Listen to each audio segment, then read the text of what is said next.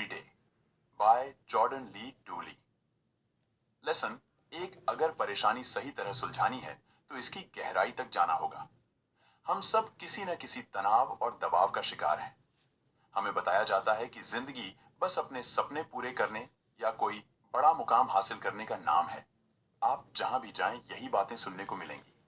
लेकिन कुछ लोगों को पता ही नहीं होता कि उनके सपने क्या हैं। सपनों के पीछे भागना भी बहुत सी मुश्किलों की वजह बन सकता है, क्योंकि यहाँ हम गलत चीजों पर फोकस कर सकते हैं। यानी हमारा पूरा ध्यान दुनिया को ये साबित करने पर लग जाता है कि हम जिंदगी को लेकर गंभीरता दिखा रहे हैं। तभी तो हमारे पास एक मकसद है, जैसे अच्छी नौकरी, डिग्री या फिर सोशल मीडिया स्टार बनना, वरना लोग हमें हल्के में लेने लगेंगे। इन बातों की वजह से हम पर भारी दबाव बनता जाता है। ये किताब इस बोझ को हल्का करने में आपकी मदद करती है, क्योंकि जिंदगी का असली मकसद ये नहीं है कि आप क्या करते हैं। अपने आप को दुनिया के सामने साबित करना भी जीने का असली मकसद नहीं है। आपका फोकस होना चाहिए ये पता लगाना कि आप कौन है, यानी आपकी खुद से मुलाकात। तो चलिए शुरू करते हैं। जॉर्डन अपनी टीनेज से ही एक्नी से बहुत परेशान थी। जब लोग दोस्त बनाने और जिंदगी की मौज मस्ती में लगे रहते हैं, तब वो अपने चेहरे को लेकर दुखी रहती थी। जब वो नौकरी करने लगी, तब ये परेशानी और बढ़ गई, क्योंकि तब उनको काफी वक्त कैमरे के सामने बिताना पड़ता था। तकलीफ इतनी बढ़ जाने के बाद भी वो डॉक्टर के पास नहीं गई और मेकअप से इसे छिपाती रही। लेकिन आखिर में जब उन्होंने डॉक्टर से सलाह ली, तो उसने बताया कि परेशानी की जड़ तो कुछ और ही थी। असल में मेकअप से एक्नी छिपाते रहने की वजह से ये तकलीफ और बढ़ती जा रही थी। डाइट या तनाव की वजह से होने वाले मामूली एक्नी मेकअप की वजह से गंभीर रूप ले चुके थे। ये किस्सा हम सब के लिए एक सबक है। आपने कभी अपनी कमियां छिपाने के बारे में सोचा है? आपको भी ये लगता होगा कि अपनी कमियां बताकर परेशानी मोल लेने से अच्छा है जब तक हो सके इन पर पर्दा रखा जाए, भले ही आगे इससे कितना ही नुकसान क्यों ना हो। लेकिन इस तरह आप अपने डर को ढंक देते हैं। बस वक्त बीतने के साथ ये और ज्यादा हावी होने लगता है, और जब कभी ये पर्दा उठता है, तब आप ज्यादा नुकसान झेलते हुए सोचते हैं कि इससे अच्छा होता अगर हमने पहले ही बात साफ कर दी होती। हम सब के अंदर इतनी हिम्मत होनी चाहिए कि हम जैसे हैं खुद को वैसा स्वीकार कर सकें। अगर हम ही ऐसा नहीं करेंगे तो दूसरे हमें इसी तरह कैसे अपनाएंगे? हमारी सफलता का पहला कदम भी हमारे असली व्यक्तित्व से शुरू होता है, न कि किसी बनावटी वर्जन से। आप खुद में आत्मविश्वास जगा सकें, इसके लिए एक चैलेंज लीजिए। अगले 30 दिन खुद को किसी भी आलोचना से दूर रखिए। अपनी कोई तस्वीर देखकर अपने रंग रूप की शिकायत मत करिए। शीशा देखकर अपने वजन की चिंता मत करिए। जो बात आप अपने किसी दोस्त से नहीं बोलेंगे, वो अपने बारे में भी मत बोलिए। अगर आपके दोस्त पर नई हेयर स्टाइल सूट नहीं कर रही, तो आप उसे बदसूरत तो नहीं कह देंगे ना? तो अपने साथ भी इतनी नरमी दिखाइए। इस बात की परवाह करना बंद कर दीजिए कि आप बाहरी तौर से कैसे नजर आते हैं। खुद को खुले मन से अपना लीजिए, क्योंकि यहीं से आपका सफर तय होता है। लेसन 2, एक भरपूर जिंदगी जीने के लिए अपने कंफर्ट जोन से बाहर निकलना जरूरी है। क्या आपको कभी ऐसा लगता है कि आप वैसे नहीं हैं जैसा दुनिया आपके बारे में सोचती है? अगर किसी दिन आपकी सच्चाई बाहर आ गई तो क्या होगा? लोग आपको धोखेबाज, चीटर, फ्रॉड जैसे नामों से पुकारेंगे। इस तरह की चिंता को इम्पोस्टर सिंड्रोम कहा जाता है। जॉर्डन ने अपनी जिंदगी का एक लंबा समय इसी चिंता में गुजारा है। उनका करियर भी बस ऐसे ही उड़ान भरने लग गया। कॉलेज के दिनों में उन्होंने हॉबी के तौर पर एटसी स्टोर शुरू किया, जो आगे एक बड़ा ब्रांड बन गया। इसी के साथ साथ वो सोशल मीडिया पर भी अपनी पहचान बनाने लगी और उनके लाखों फैन लोवर्स भी हो गए। फिर भी एंजाइटी उनमें घर बनाती गई। वो सोशल मीडिया पर अपनी तस्वीर भी कभी कभार ही डालती थी, क्योंकि उनको लगता था कि अगर लोगों को ये पता चला कि उनकी उम्र या अनुभव इतना कम है, तो लोग कहीं उनको अनफॉलो ही न कर दें। यहाँ हमको ये सीख मिलती है कि अगर आप इम्पोस्टर सिंड्रोम के आगे हथियार डाल देते हैं और कुछ नया सीखने या करने से घबराते हैं, तो आप कभी अपनी जिंदगी खुलकर नहीं जी पाएंगे। पर इसके लिए तो कंफर्ट जोन से बाहर आना होगा। चलिए जानते हैं कैसे। सबसे पहले तो अपनी उम्मीदों को इतनी हवा न दें कि आप इनमें दब कर रह जाएं। अपनी कॉलेज लाइफ के दौरान जॉर्डन ने किसी कंपनी में इंटर्नशिप के लिए इंटरव्यू दिया। ये बहुत अच्छा मौका था, क्योंकि जॉर्डन हमेशा जिस नौकरी का सपना देखती थी, ये इंटर्नशिप उसमें बहुत काम आती। लेकिन इंटरव्यू के बाद उसका जोश ठंडा पड़ गया। अब उसे ये नौकरी नहीं करनी थी। जब उसने अपनी माँ से इस बारे में बात की तो उसे लगा शायद वो कहेंगी कि एक बार नौकरी करके तो देखो, पर उन्होंने कह दिया कि कोई बात नहीं, मत करो। अक्सर हम चीजें इसलिए भी करते हैं क्योंकि हमने कुछ उम्मीदें लगा रखी होती हैं या फिर हम दूसरों की उम्मीदों पर खरा उतरना चाहते हैं। लेकिन इनमें इतना भी मत फंसिए कि आगे बढ़ना मुश्किल हो जाए। छोटे छोटे कदमों की मदद से अपने कंफर्ट जोन से बाहर निकलिए।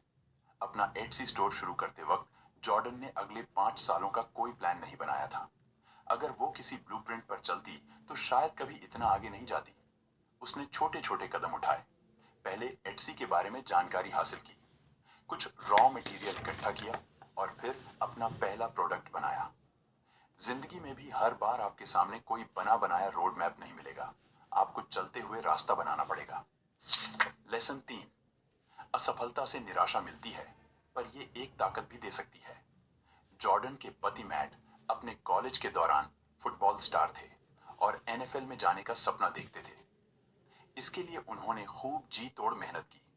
जब एनएफएल के लिए खिलाड़ी चुने जा रहे थे तो जॉर्डन, मैट, उनके दोस्त और परिवार सब उम्मीदें लगाकर बैठे थे कि अब जल्द ही मैट को बुलावा आएगा।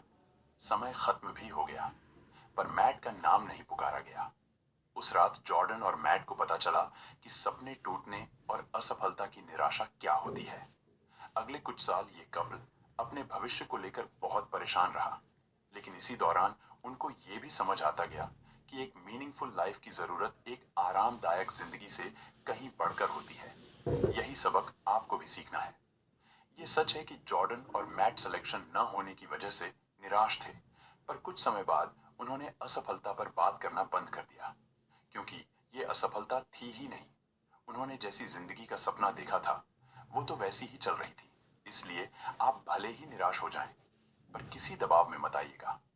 अगला सबक यह है कि असफलता ही नए मौके लेकर आती है। आज जॉर्डन और मैट एनएफएल न जाने से खुश हैं, क्योंकि अगर मैट का सिलेक्शन हो जाता तो उनकी जिंदगी शायद इतने सुकून से भरी नहीं होती। ये कपल कभी मैट के होम टाउन वापस नहीं जा पाता, जहां मैट अपने पिता के साथ उनके आखिरी दिनों में रह पाए। जॉर्डन शायद अपनी किताब नहीं लिख पाती। अगर वो निराशा से नहीं गुजरते तो कभी खुशी महसूस नहीं कर पाते। जॉर्डन को एक बार किसी ने ये कहा था, दुनिया के सबसे जरूरी सबक सीखते हुए बड़ी मुश्किल आती है। जॉर्डन को ये बात हमेशा याद रहती है, क्योंकि असफलता का स्वाद बहुत कड़वा होता है, पर हम इससे बहुत कुछ सीख सकते हैं। लेसन 4, दूसरों की जिंदगी से अपनी तुलना बंद कर दीजिए। आप सोशल मीडिया पर अपने दोस्तों को चहकता और अपनी सफलताओं का बखान करते हुए देख रहे हैं।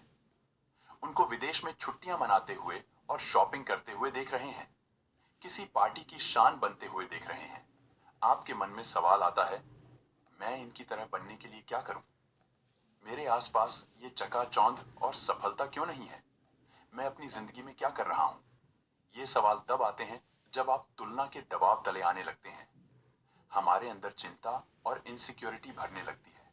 हमें लगता है कि उनकी जिंदगी तो ठीक चल रही है, फिर हम कहां रह गए? हम अक्सर अपने रंग रूप, करियर, पैसे, स्टेटस और सफलता जैसी चीजों की तुलना करते हैं। जॉर्डन भी इसमें उलझती थी। जिम में ट्रेडमिल इस्तेमाल करते हुए वो हमेशा अपने बगल की ट्रेडमिल पर नजर रखती। अगर वो 6 मील की रफ्तार पर होता तो जॉर्डन उससे आगे निकलने के लिए पसीना बहाने लगती। फिर अचानक उसे नजर आता कि साथ वाला इंसान तो बड़ी आसानी से 8 मील की रफ्तार पकड़ चुका है। तुलना करते हुए जीना असल में दौड़ की तरह ही है। ऐसे में हम हमेशा दूसरों से तेज और आगे निकलने की होड़ करते हैं, जबकि इस तरह हम कभी मंजिल तक नहीं पहुंच सकते।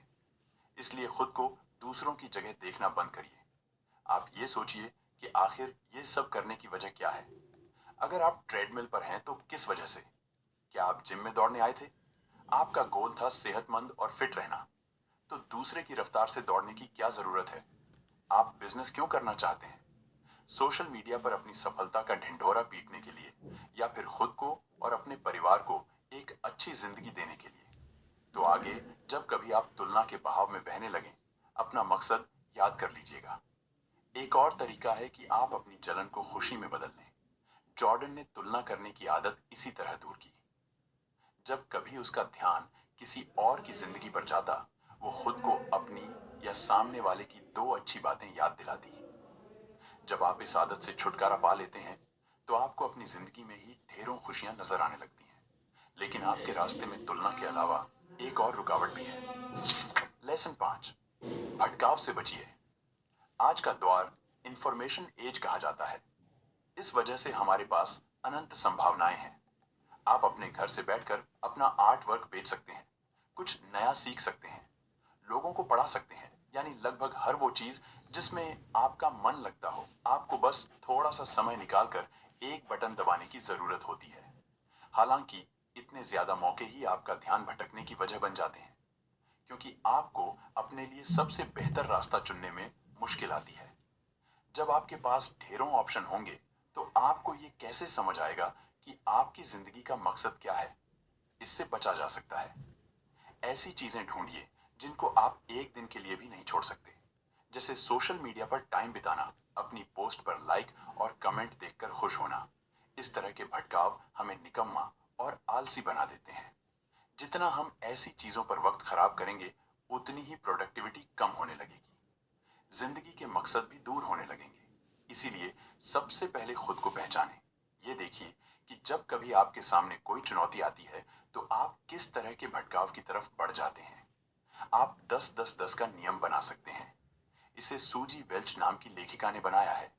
ये अच्छी तरह फैसले लेने के लिए बहुत मददगार साबित हो सकता है। ये है भी बहुत आसान। जब कभी आपको कोई फैसला लेना हो कि आप अपना समय कहां देंगे, तो बस ये सोचिए कि 10 मिनट, 10 हफ्ते और 10 साल में इसके क्या नतीजे होंगे। वैसे तो 10 मिनट का समय बड़ा अच्छा लगता है, पर जरा ये सोचिए कि आप अपने बच्चे को टॉफी देकर शांत कराना चाहते हैं। इसके लिए 10 मिनट ठीक लगते हैं, पर अगले 10 हफ्ते अब आपका नजरिया बदलने लगेगा। अगली बार जब आपको अपना प्रोजेक्ट खत्म करने की जगह नेटफ्लिक्स चलाने का मन हो, तो यही 10-10-10 का नियम याद कर लें। आपको समझ आ जाएगा कि ये भटकाव आपको उस जिंदगी से दूर कर रहा है जिसके लिए आप बने हैं। लेसन 6, सफलता की नई परिभाषा बनाइए। आपने भी सफलता के लिए दबाव महसूस किया होगा। अपने बॉस खुद बनिए, बैठे बैठे पैसे कमाइए, या फिर रातों रात अमीर बनिए। जैसी पोस्ट देखकर आप हैरान या बेचैन नहीं होते। आप ऐसे अकेले इंसान नहीं हैं। जॉर्डन को अपने काम की वजह से बहुत से युवा लोगों से मिलना पड़ता है। इन सब में एक बात कॉमन होती है, सफल होने का दबाव, अपना सबसे बेहतर वर्जन बनाने का दबाव। लेकिन असली सफलता ये नहीं है कि आपको बहुत अच्छी नौकरी मिल गई या आप कोई बहुत सफल बिजनेसमैन बन गए। सफलता का मतलब है जिस तरह जीने के लिए आपको भेजा गया, आप उस तरह जी सकें। यानी बच्चों और घर की जिम्मेदारी में रोजाना थकने वाली औरत या परीक्षा की तैयारी में डूबा रहने वाला स्टूडेंट भी उतने ही सफल हैं जितना कोई नामी डॉक्टर या सीईओ, क्योंकि ये भी अपनी जिंदगी में डटे हुए हैं, इससे बचकर भाग नहीं रहे। ये लोग भले ही दुनिया के सामने कोई मिसाल कायम नहीं कर रहे, पर अपनी जिम्मेदारी पर खरे उतर रहे हैं। आप भी बड़ी आसानी से इसे कर सकते हैं। आपको रोजाना के ऐसे गोल तय करने हैं जो आपकी जिंदगी में असली सफलता बनते हों। पहले बड़े गोल्स की बात करें। भगवान ने आपको क्या देकर भेजा है, आपका सपना क्या है। अब छोटी बातें सोचिए। एक सफल दिन के लिए क्या जरूरी है। जॉर्डन के लिए शाम 6 बजे के बाद फोन बंद करके अपने पति के साथ वक्त बिताना उस दिन की सबसे बड़ी सफलता होती है। आधे घंटे एक्सरसाइज करना और कुछ वक्त भगवान से जुड़ना उसके दिन को सफल बनाता है। रोजाना कुछ न कुछ लिखने को वो सफलता मानती है। आप भी जॉर्डन के इन उदाहरणों से सीखकर अपने लिए सफलता की नई परिभाषा बना सकते हैं। जो इंसान अपनी कीमत दूसरों की सोच, अपने रुतबे या शानो शौकत से तय करते हैं, उनकी खुशियों की डोर दूसरों के हाथ में रहती है। उनके ऊपर इसी तरह जीने का दबाव रहता है। लेकिन जो अपनी सफलता की परिभाषा अपने आप बनाते हैं, वो अपने लिए जरूरी चीजों पर ध्यान लगा सकते हैं। क्या भगवान ने हमें ऐसी ही जिंदगी जीने के लिए नहीं भेजा है? कुल मिलाकर आज की दुनिया दबाव से भरी पड़ी है। लगातार ध्यान भटकाने वाली चीजें, दूसरों से तुलना और ये सोचना कि बाकी सब लोग हमसे बेहतर जिंदगी जी रहे हैं। लेकिन अगर आप अपने मकसद और एक भरपूर जिंदगी जीने पर फोकस करेंगे, तो आप भी अपनी जिंदगी से खुश रहेंगे। क्या करें? मददगार और अच्छे लोगों से जुड़े। हमारी जिंदगी पर आसपास के लोगों और माहौल का बहुत असर पड़ता है। ये खुशी और आनंद की वजह भी बन सकते हैं और तनाव की भी। इसलिए आप कहाँ वक्त बिताते हैं और किन लोगों के साथ उठते बैठते हैं, ये सोच समझकर तय करिए। ऐसे लोगों से जुड़िए जो आपको सही राह दिखाएं और आपकी खुशी में खुश हों।